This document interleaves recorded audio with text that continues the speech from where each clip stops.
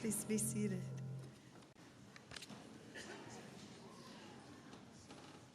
Good morning. Good morning. My opening words this morning are a modified version of a reading by Kate Walker called In Between. In between, liminal, that space where we wait, to stand on the threshold waiting for something to end and something new to arrive. A pause in the rumble of time. Awareness claims us, alert, a shadow of something different. In between invitation and acceptance, in between symptom and diagnosis, in between love given and love received. Liminality, a letting go, entering into confusion, ambiguity, and disorientation. A ritual begun. Pause, look back at what once was, look forward into what becomes. In between, creation thrusts ever forward. In between, liminal, that space where we wait, look, listen, feel, breathe. In between, we find home. As we begin our time of worship together, I invite you to enter into that space where we let ourselves look and listen, feel, and connect. Let us rest in the power of this community which covenants to uphold us, sustain us, and empower us to be part of the mystery of creation, thrusting ever forward. And now let us light our chalice.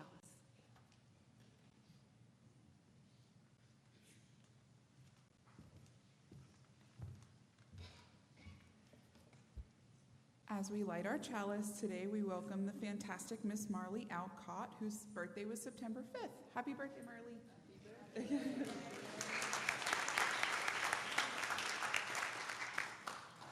We kindle this flame, symbol of our faith, for the light of truth, the warmth of community, and the fire of love, which calls us to work for justice. Shouldn't have sat down.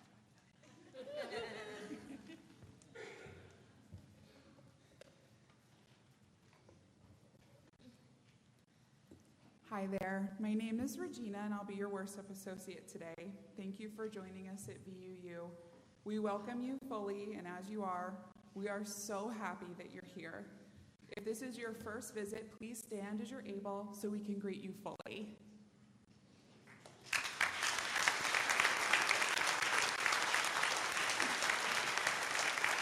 Thank you. Thank you so much for standing. During the service, if you need a break, there is a comfort room with a speaker so you won't miss any of the service today. After the service, there's a welcome circle in the back of the sanctuary to offer additional welcomes and answer any questions that you may have. We'll also have refreshments in the back of the sanctuary, so please join us. Should you need a listening ear, our lay pastoral care associate, Janet Cantley, will meet you here at the front of the sanctuary. Janet is right here. And she'll provide a listening ear after the service in our room back there. Our theme this month is covenant. I see covenant as a protocol, a pledge, and a promise. To me, keeping a covenant is an act of faithful endurance in some instances. That being said, whenever I have a moral quandary, I call my mom. Whether she has guidance or not, she always says, "Whatever you do, I know it will be fine. You always do the right thing." The right thing is not always easy. Our choices have unforeseen consequences. I'm really not sure if I have the same level of faith in myself that my mom holds, but I think that's the job of moms. In June of 2016, my father was diagnosed with metastatic lung cancer. The already serious illness spread quickly, causing partial paralysis, multiple hospitalizations, and life-saving measures. After leaving an initial rehabilitation facility, my mom moved my father in with her. My parents split up in 1990 and divorced soon after. But here in 2016, it was 26 years later, and my mother, without hesitation, moved him in where she coordinated his aggressive treatments, medical care, monitoring, and palliative care. When it became clear that an original prognosis of 2 to 5 years was likely shortening, she coordinated in-home hospice. She even conscripted the help of our postal carrier to help check on him during brief periods where he wasn't monitored. The postal carrier visited us after his passing and said that she used to bring her lunch in and eat with him. She created a village of love around my father, one that kept him in this world long enough to know his granddaughter was born healthy and beautiful. Her choice to love and to hold in sickness and health didn't end when she signed divorce papers. Sorry, I didn't read this enough before today. My mother upheld the covenant she made to my father by honoring the love they shared and the connection of the child that love had created. So when I have a moral quandary, I call my mom. I know whatever she tells me, it'll be okay. She always does the right thing.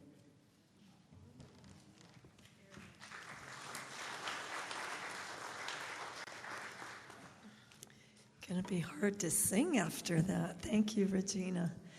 We're singing a song about honoring the place where we are, the home and the love and care that we give each other. Let this be a house of peace. In the chorus part, you'll hear the choir echoing a little bit. Don't let that throw you. You could sing with them or sing with me. Let this be a house of peace. Please rise and body your spirit.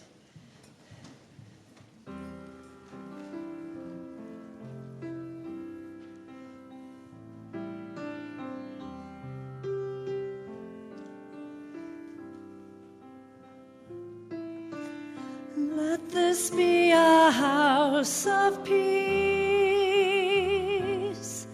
of nature and humanity, of sorrow and elation. Let this be our house, a haven for the healing, an open room for question and our inspiration. Let this be a house of peace. Let this be a house of peace. Let this be a house of freedom, guardian of dignity and worth held deep inside us. Let this be our house, a platform for the free voice, where all our sacred differences here shall not divide us. Let this be a house of peace. Let this be a house of peace. Let this be a house seek truth, where scientists and mystics abide in reverence here. Let this be our house, a house of our creation, where works of art and melodies consecrate the atmosphere. Let this be a house of peace. Let this be a house of peace. Let this be a house of prophecy. May visions for our children be our common theme.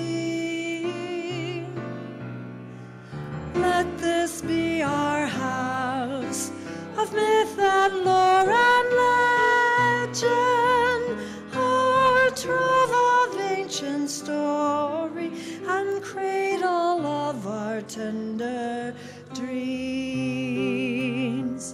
Let this be a house of peace. Let this be a house of peace. Let this be a house of peace. Let this be a house of peace.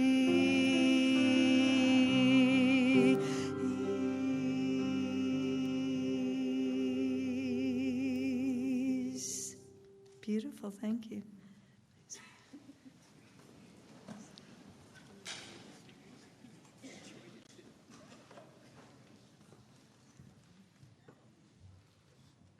For our offertory today, I have some modified words from Dale Blanchard. If we take up this morning's offering, remembering that this is our church home, a place we need, a place that needs us. The church is ready for you to make community, to create beauty, and to bend it towards justice to serve our ideals. Thank you for giving as you are able.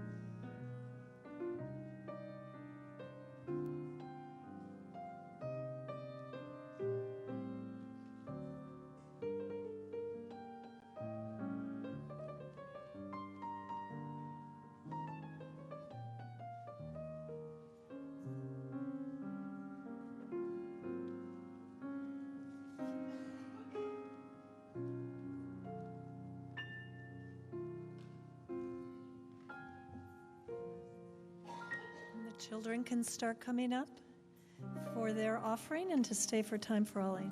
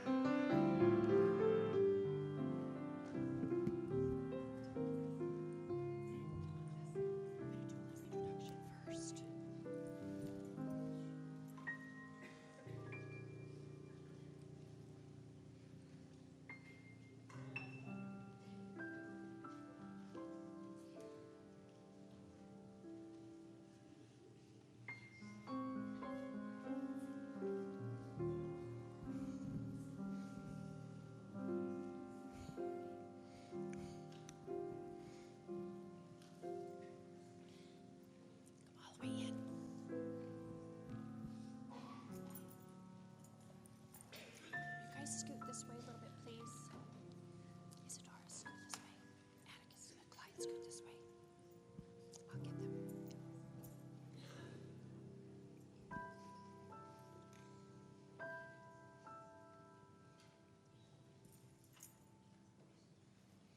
Good morning, everyone. I am Marcy Bodrin. I'm your Director of Faith Formation here at Valley UU. I want to welcome you back to what is the first Sunday of our fall curriculum in our Sunday morning programming for the children and youth.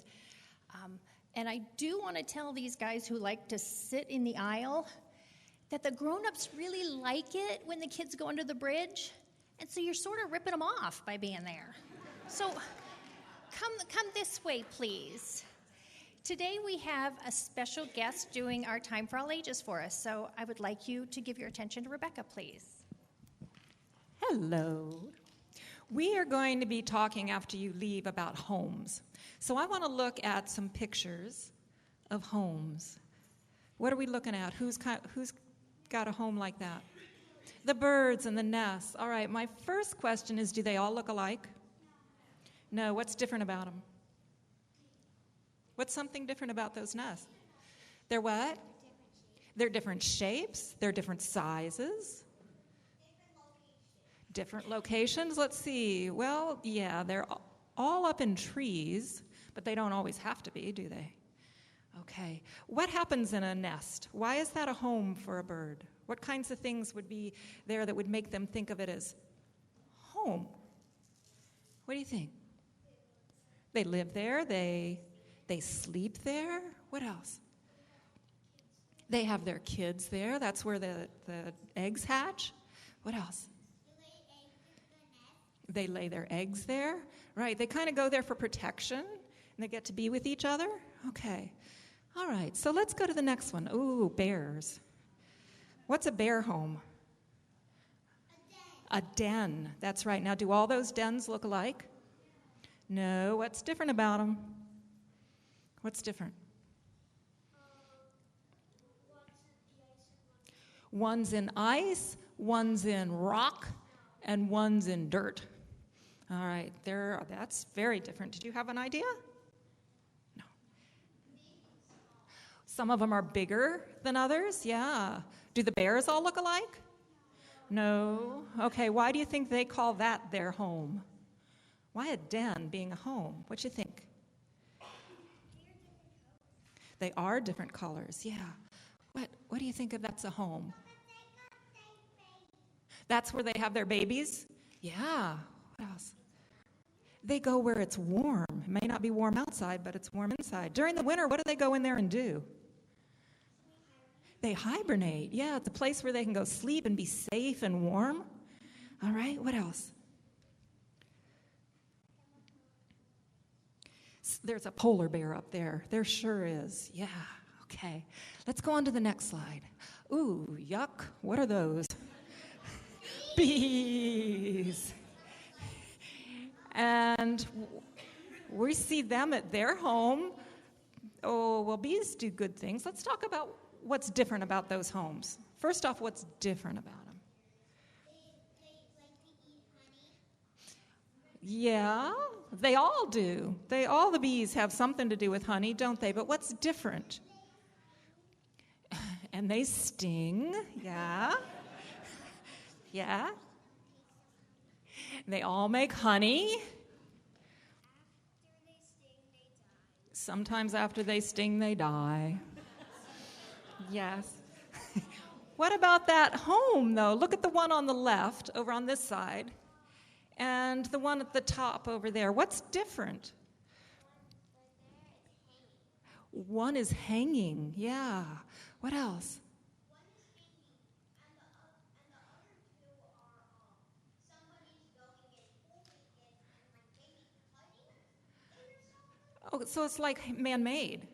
The one is like hanging from a tree naturally, and the others are made by somebody for them to use. Okay, what else? A hive.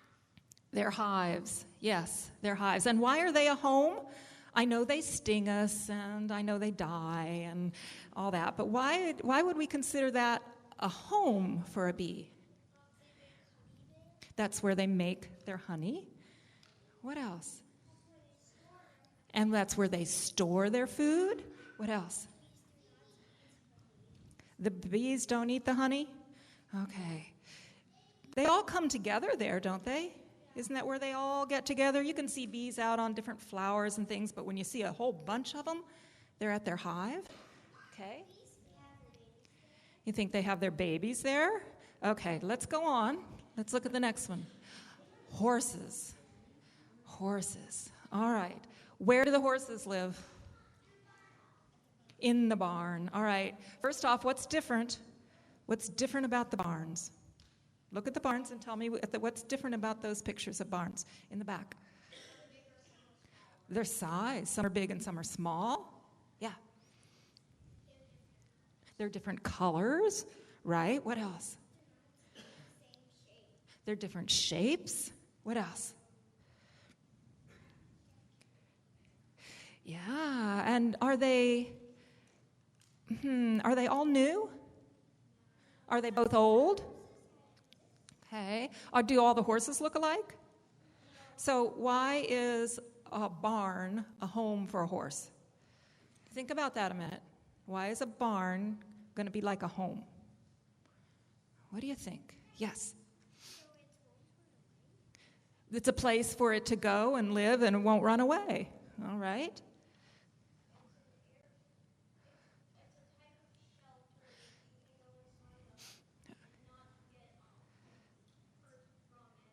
Okay, it's protection, right? It's shelter where they can go, they can be together, and they can be protected. One more. And it's where they get their food, right? Which is hay. Okay, what's next? People. All right, do all those houses look alike? No, what's different about them? Big and small. Well, can you think of something else? You keep thinking. There's different stories. Yeah, 1 story, 2 stories, and 4 stories. Right. What else? And why would they call this their home? Is it all that different than the animals? Than the bees and the horses and the bears? Why would they call them home?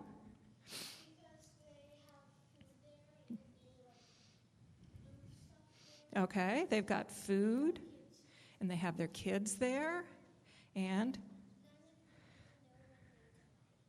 none of the people know when they die. Not sure about that. I think we know when our neighbors and our friends in our homes die, and it makes us sad. What else?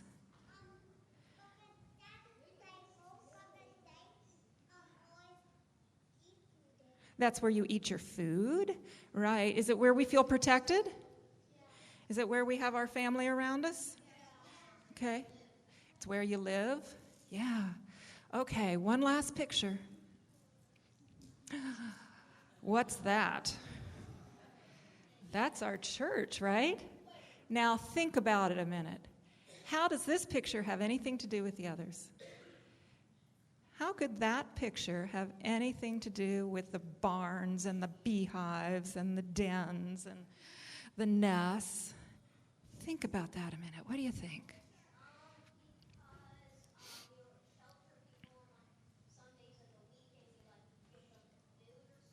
Okay, it serves as shelter, and it's a place we give them food. And you don't go every day, but we come together as a family, sort of, sometimes.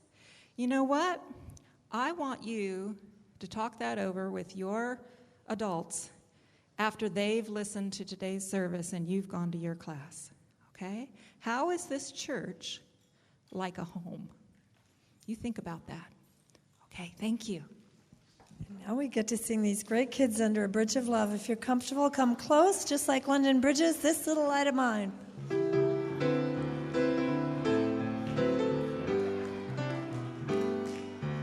This little light of mine, I'm gonna let it shine. This little light of mine, I'm gonna let it shine. This little light of mine, I'm gonna let it shine. Let it shine, let it shine, let it shine. Everywhere I go, everywhere I go, I'm gonna let it shine.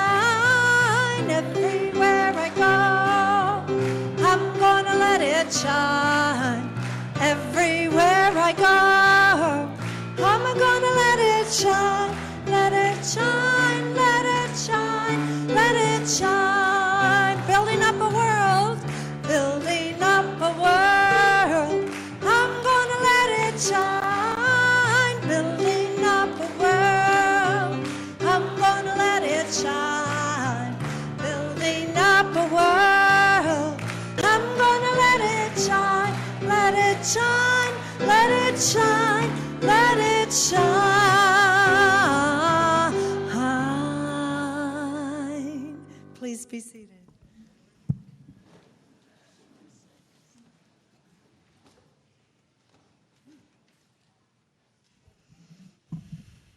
It's always great to hear those kids and their answers out of the mouths of babes. We enter a time now of meditation and centering with some really inspiring reading this morning from Rebecca. We'll start with Return Again, number 1011, but we're going to stay seated and sing it several times through as the beginning of our meditation and centering time. The words will also be up here.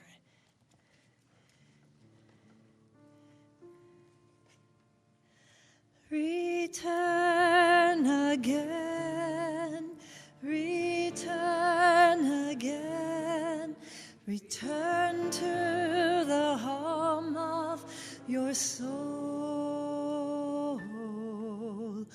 Return again, return again, return to the home of your soul.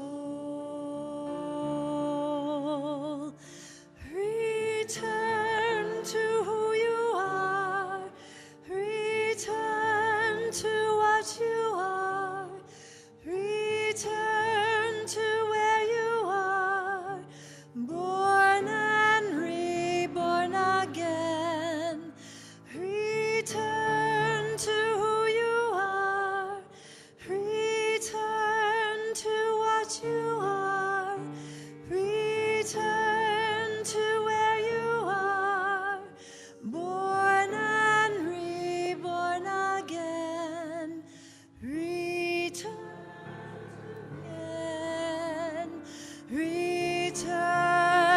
again, return to the home of your soul. Return again, return again, return to the home of your soul.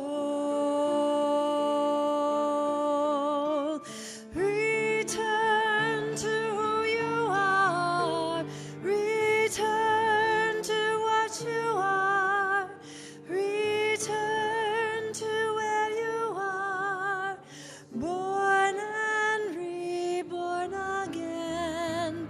Return to who you are, return to what you are, return to where you are, born and reborn again.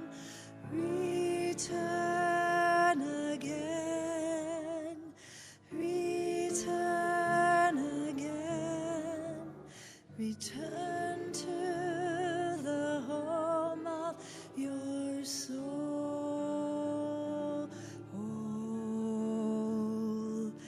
Return again, return again, return to the home of your soul.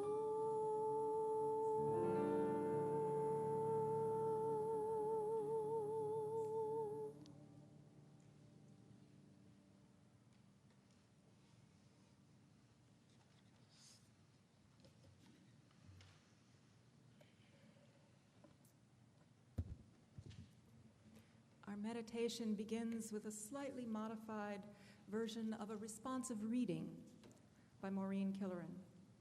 I will begin, and your words should appear on the screen. Blessed is this ground on which we stand. Holy is this place, this home. Holy are the places of memory, the places which have formed us, where we store the icons of success and shattered dreams, and gather threads and pieces of what we would become. Holy are the places of memory. Holy are the places of the dream, the places over the rainbow, where all children are wanted and all people are fed, where colors are a source of celebration and youth and age come to the table as one. Holy are the places of the dream. Holy are the places of change and pain, the places of our struggle, where the rivers of our lives run white and fast, and we hold on and grow. Holy are the places of change and pain. Holy are the places of connection, the places where we risk being ourselves, where hands, touch souls, touch minds, and in awareness still, we change our lives. Holy are the places of connection. Blessed is the ground on which we stand. Holy is this place, this home. Now we pause for a moment of silence when we look inward, acknowledging our own holy places of connection, pain, dreams, memories, and especially hope. Let us pause for a moment of silence.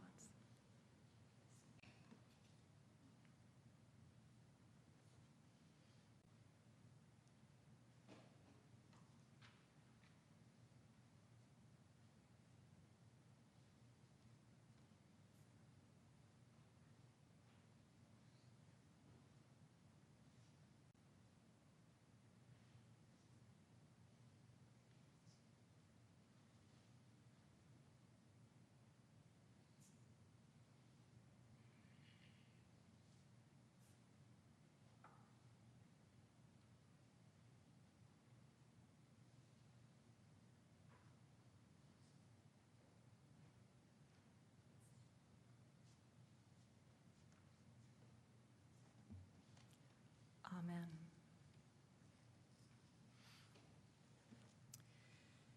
My readings this morning are two poems.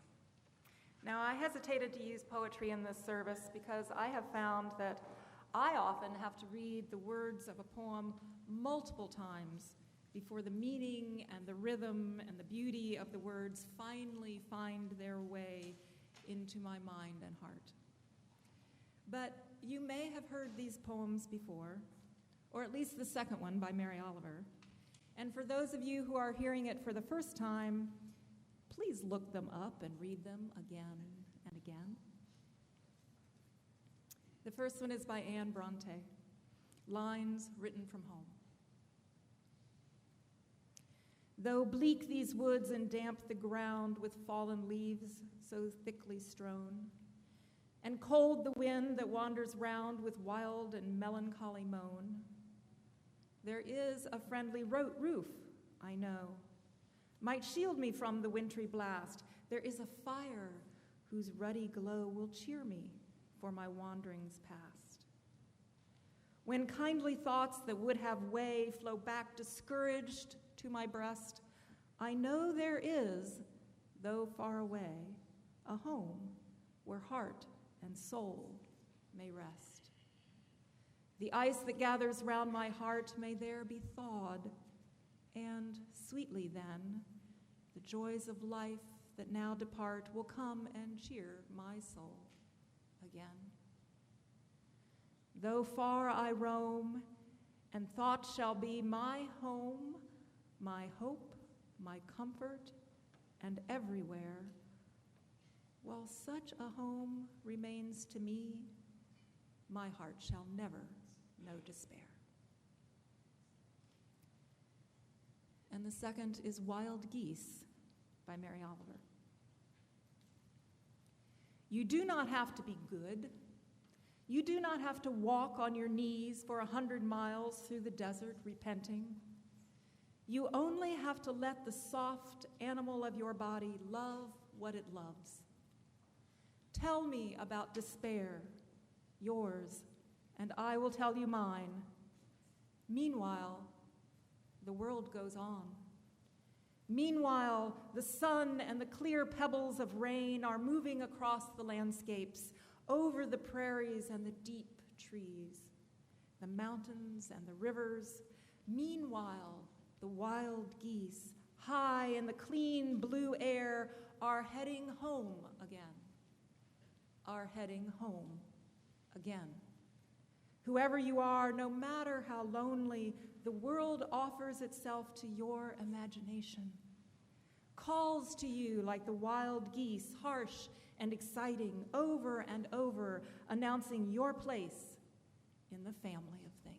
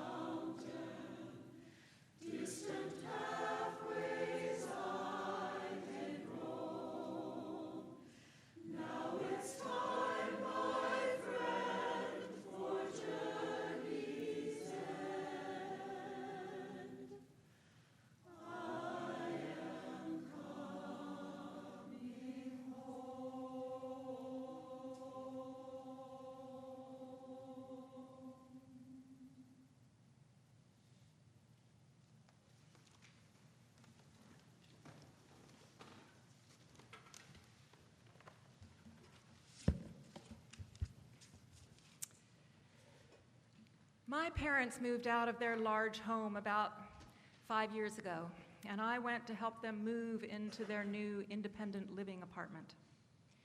It was not an easy time. Packing up was not the problem. I'm actually pretty good at that. The problem was sorting through a lifetime of things that, especially my mother, was not ready to relinquish. They didn't have room in the apartment for everything my mom wanted to keep. but every nook and cranny in that new place ended up full to overflowing because arguing with my mother became truly pointless. The stuff did not actually define my mom, but it was part of what made this new place feel like a real home for her. It was a hard transition. And then, a year ago, my mom died. And I helped my dad sort through everything still in the apartment. He was much more willing to let go of extra sets of china and goblets, silver serving dishes, and extra pots and frying pans, and over a dozen spatulas. So we boxed and sold and donated.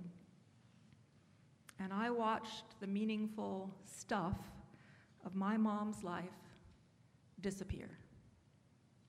It needed to be done, but it was much harder at times than I had anticipated.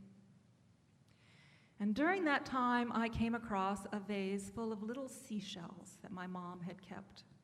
I think for flower arranging, although I'm not sure. My instinct was to throw them out, but for some reason, I didn't. That vase full of delicate and fragile seashells stayed on the shelf as other vases and knickknacks disappeared. Now, this may seem like a bizarre segue, but bear with me. During that same time, when I took a break, I watched TV, and I couldn't fast forward through the commercials the way we do at home because my dad doesn't record everything he wants to watch. So one evening, I found myself watching a Mazda commercial many times over, and it really stuck with me. It opened with a scene of a boy who had just turned 16, who was sitting behind the wheel of the family car, being taught how to drive by his dad, who is seating and looking appropriately nervous in the passenger seat. The rest of the commercial follows this kid through the years as he grows up and through a sequence of cars, a new one to accompany each turn in his life. There is that first family station wagon that he mistakenly drives into the garage door.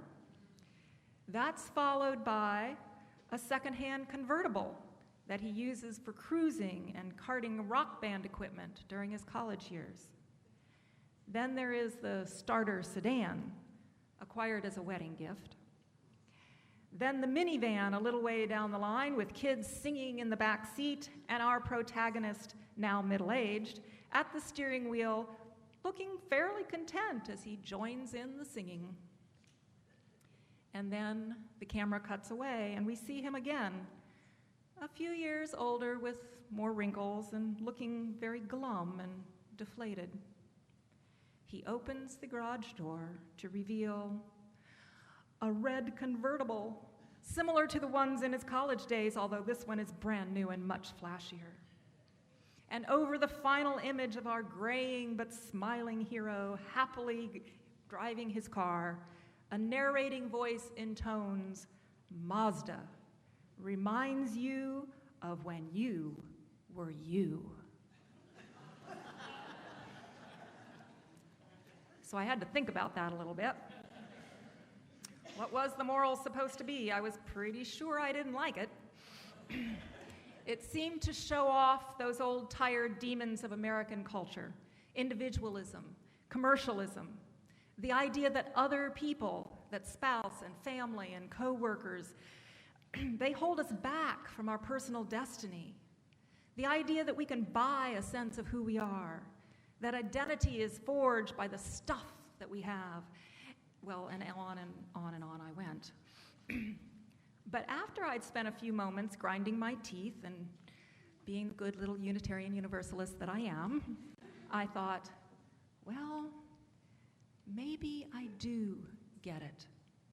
In spite of it all, I think I get it. Wouldn't it be great if it was always so easy to map out where we are. Oh, I'm in the station wagon stage. I'm in the red convertible stage.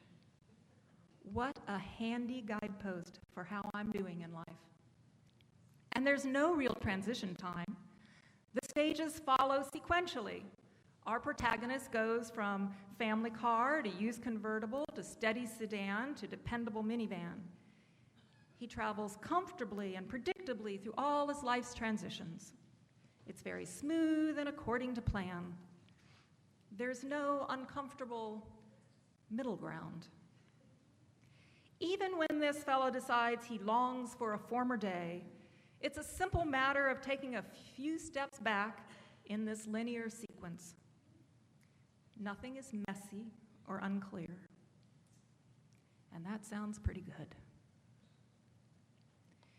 It's natural to want some kind of touchstone, something to help orient us to where we are, especially when who we are is in flux, when we are in that difficult in-between, the gray area that we tread when we leave behind a house that we've lived in, a job that we've had, a relationship that has shaped us. These are difficult passages when part of us has been left behind, but something new has yet to appear in its place. The sentiment of that commercial is spot on. We often feel a kind of nostalgia during such times, a tendency to look back fondly on earlier days. We think about the past, wishing we could recapture a time when things were better, when both the world and ourselves seemed more whole.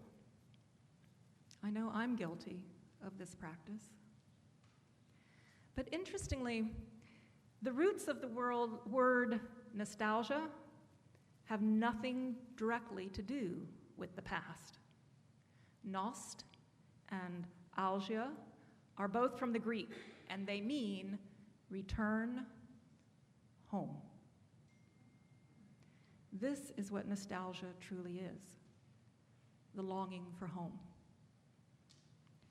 It's a deeply familiar longing to many of us, and at least a passing thought to almost everyone. Only occasionally does it have to do with the actual home we physically inhabit. It is instead a feeling of being not quite at ease in the world, a sense that we don't entirely belong and wishing that we did. Now, the fancy theological term for this place we find ourselves in is liminal space. Literally, liminal means just relating to a doorway, standing on the threshold between two parts of life, with one foot in and one foot out, not yet fully integrated into one or the other. A liminal space is the time between what was and what's next. It's a place of transition, waiting, not knowing. And we tend to feel quite vulnerable being in such a place. And this brings me back to those shells my mother kept. In the days and weeks after my sorting through my parents' apartment, I kept thinking of those shells that sat so conspicuously in their vase on the shelf. I felt drawn to them somehow. I would look at their varied spiral shapes and think about the tiny creatures that once lived in them, creatures that would have been fragile and vulnerable without their protection. Standing with my dad on this threshold of our lives without my mother, feeling vulnerable, it seemed important to honor those shells that had been a safe home for some creature. It was a liminal time. And we felt the vastness of the world more acutely. We sensed its breadth and depth. This is awe-inspiring, But it's also frightening. How good it would be, we think to ourselves, to be able to carry a sense of home, a sense of belonging and being at ease in the world, to carry that with us easily everywhere, as the sea creature carries the shell in which it lives. Of course, in the absence of that possibility, we look for other ways to cope. And that is where my religion comes into it. Indeed, it seems to me that one of the persistent theories about some religion is that it exists as a kind of shield, which we can use to keep such uncomfortable feelings at bay. We humans have long known that we are at the mercy of forces beyond our control, right down to the seasons and the weather, as the people in the Bahamas well know today. And we are not so distant from our early human ancestors who made offerings in hopes of preventing floods or droughts or poor harvests. Religious belief is seen as a bulwark against difficulties in the world. It's something that can protect us. This kind of religion offers prayers for supernatural interventions and miraculous suspension of natural law. If this theory is right, if religion's purpose is to keep us immune from all harm, then its effectiveness seems questionable at best. And you and I have made a very dubious choice about our use of this Sunday morning. But I think many religions, including Unitarian Universalism, have moved beyond such a simplistic theory. I think what we experience here is something rather different. We here are not bound by creedal beliefs in the supernatural, but by covenant, each to each, each to all, freely choosing life-sustaining interdependence, trusting this imperfect community to support us. I hope that you find here a community that acknowledges and marks the many liminal moments in our lives, marks them with ceremony and ritual for passages like getting married, or mourning one who has died, or welcoming a new life, and marks with candlelight and care the many smaller thresholds we cross day by day. I hope you find a community that ushers you into the presence of awe before the majesty of the universe, and that it feels maybe not comfortable, but safe for you to make that approach. Because here there are companions and stories and traditions to guide you so that you need not walk alone. I hope you find a place where changes within yourself are welcome. Every evolution of the person that you are. Rather than an idealized past when you were you, I hope you find people here who, in your moments of greatest vulnerability, remind you of who you are and of the beloved person you shall always be. In song, in prayer, in silence, in service, I hope you find a community that trusts life and holds up the promise of the future. Because I suspect that nostalgic feeling, that longing for home, is not really a yearning for the past. In our difficult times of transition, it is a yearning for the future. It's the heart hungering for something that is yet to be, a new belonging that is still taking shape, a coming home to ourselves, to who we are now, in this moment of our very precious life. Based on my experience, I'm not sure, truthfully, that this longing ever vanishes. But in the faith community of this congregation, we find the courage to lean toward it rather than pull away. We learn to let the longing summon us and to find within the longing of something hopeful.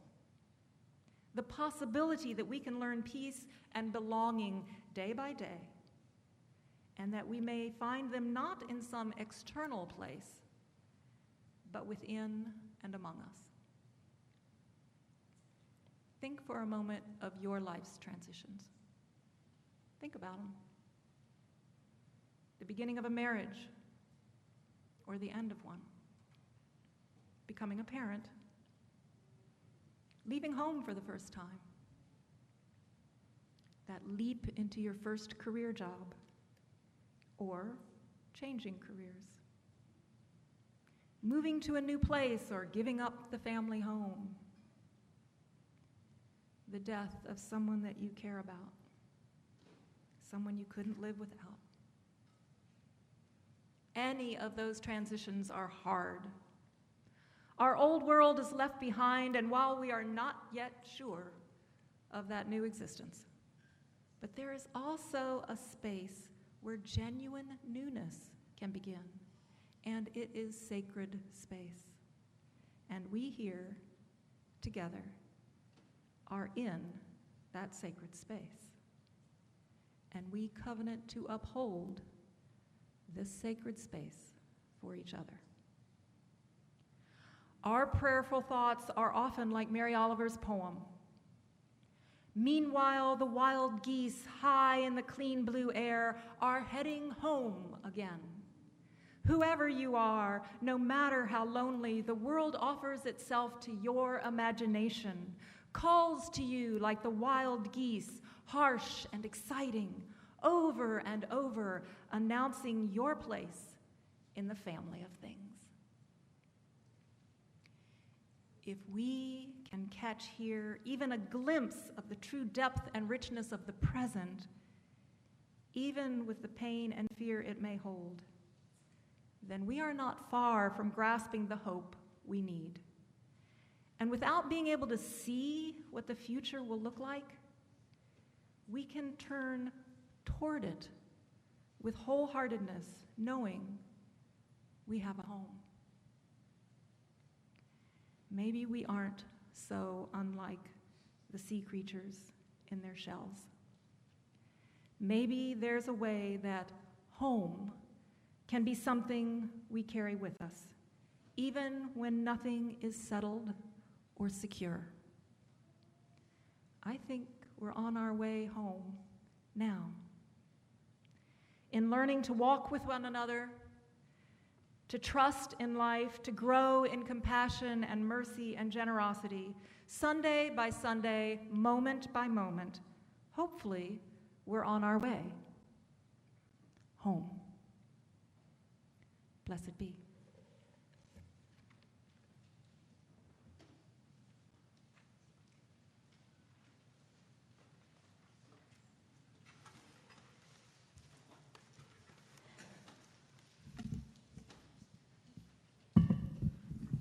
The choir will sing the first 3 verses, and then I'll invite you all to rise in body or spirit, and the words will be up here for the 4th and 5th verse. This song was written by Peggy Seeger, and I think it's his sister, not his mother, of Pete Seeger. Anybody know? It's a lovely song. Love, Call Me Home.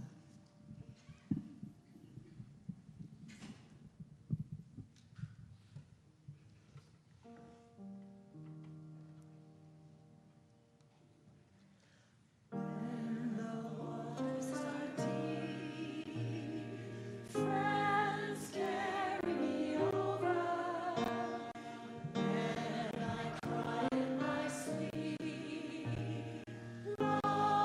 call me home.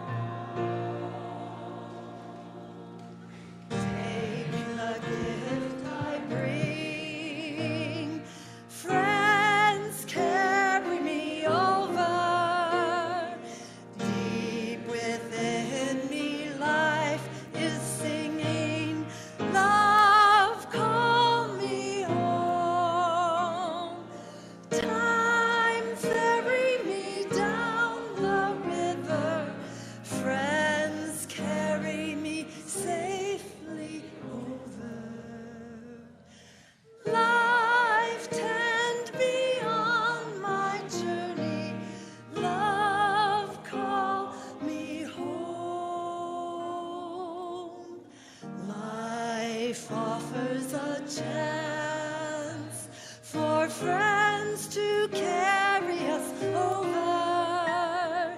Time can stop or dance forever. Love, call me home. Time, ferry me down the river. Friends, carry me safely over. Life, tend me on my journey. Love, call me home.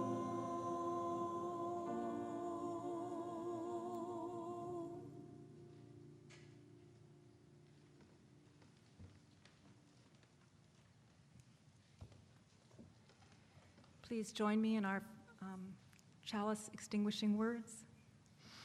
We extinguish the chalice. Our connection to each other and this community remains. May its light guide us this week as we walk the path of justice, speak words of love, and fill our world with compassion until we meet again. As you prepare to leave this sacred space, pack away a little piece of this church in your heart. Wrap it up carefully. Carry it with you through the joys and sorrows of your days. Let its gentle glow strengthen you, remind you that here you are home. Go in peace.